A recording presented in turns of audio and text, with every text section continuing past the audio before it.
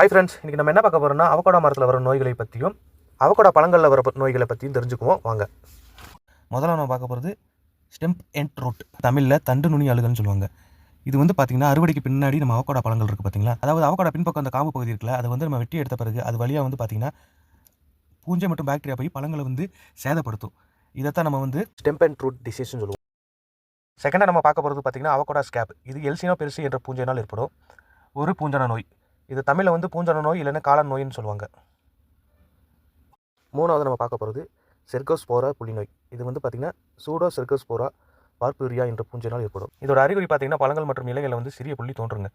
அந்த சிறிய புள்ளி சேப் கலர் புள்ளியாக பெருசாக மாறும். அந்த சேப் கலர் புள்ளி வந்து பழுப்பு நிறமாக மாறி ரொம்ப கடினமாக, அதாவது பழங்கள் மற்றும் இலைகள் வந்து ரொம்ப கடினமாக மாறும். பின்னாடி வந்து உலர்ந்து போய் பழங்களில் வந்து அங்கங்கே விரிசல் விழுக ஆரம்பிச்சிடும். நாலாவது நம்ம பார்க்க போகிறது ஆந்த்ரஸ்னோஸ். இதோட அறிகுறி பார்த்திங்கன்னா இலைகள் மற்றும் கிளைகளில் வந்து புள்ளிகள் ஏற்படும். பின்னாடி வந்து கருகள் அடிக்க ஆரம்பிச்சிடும். அப்புறம் வந்து இலைகள் வந்து வாட ஆரம்பிச்சிடும். இது வந்து பழங்களில் இதோட அறிகுறி பார்த்திங்கன்னா பழுப்பு நிற புள்ளிகள் தோன்றும். பின்னாடி அந்த பழங்கள் முறை கருகி மரத்துலேருந்து விழுந்துடும். இந்த பூஞ்சானம் வந்து நோய்பட்ட தாவரத்துலேருந்து ஆரோக்கியமான தாவரத்துக்கு காற்றின் அல்லது நீர் மூலம் வந்து பரவுகுது. இதான் நம்ம பார்க்க போகிறது அவகோடா ரூட் ராட். இது வந்து பார்த்திங்கன்னா ஒரு அழுகல் நோய். வந்து இங்கிலீஷில் பைட்டோப்தோரோ ரூட் ராட்டுன்னு சொல்லுவாங்க. தமிழில் வந்து பைட்டோப்தோரோ வேரழுகல்னு சொல்லுவாங்க.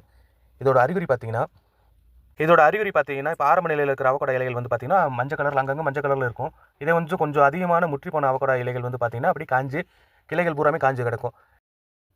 தண்டுக்கு நடுவில் இருக்கிற பகுதியில் வந்து பார்த்திங்கன்னா அங்கங்கே ஓட்டை விழுந்து அந்த ஓட்டையிலேருந்து பார்த்திங்கன்னா சேப் கலரில் ஒரு பிசின் மாதிரி திரவம் வெளியே வரும். இதுதான் வந்து இந்த நோயோட அறிகுறி. விட்டோம்னா அவகோடா மரங்கள் பூராமே காய்ந்து அந்த மரங்கள் பூராமே அழிந்து விடும். ஆறாவது நம்ம பார்க்க போகிறது பார்த்திங்கன்னா அவகோடா துருநோய். இது வந்து ரெட் ரெஸ்ட்னு சொல்லுவாங்க. இதோட அறிகுறி பார்த்திங்கன்னா இலைகள் அங்கங்கே துருப்பிடிச்ச புள்ளி மாதிரி இருக்கும். இந்த வீடியோ பிடிச்சிருந்தால் லைக் பண்ணுங்கள், கமெண்ட் பண்ணுங்கள், ஷேர் பண்ணுங்கள். மேலும் வேளாண் செய்திகளை பற்றி தெரிந்து கொள்ள உழவன் உலகம் சேனலுக்கு சப்ஸ்கிரைப் பண்ணுங்கள். நன்றி.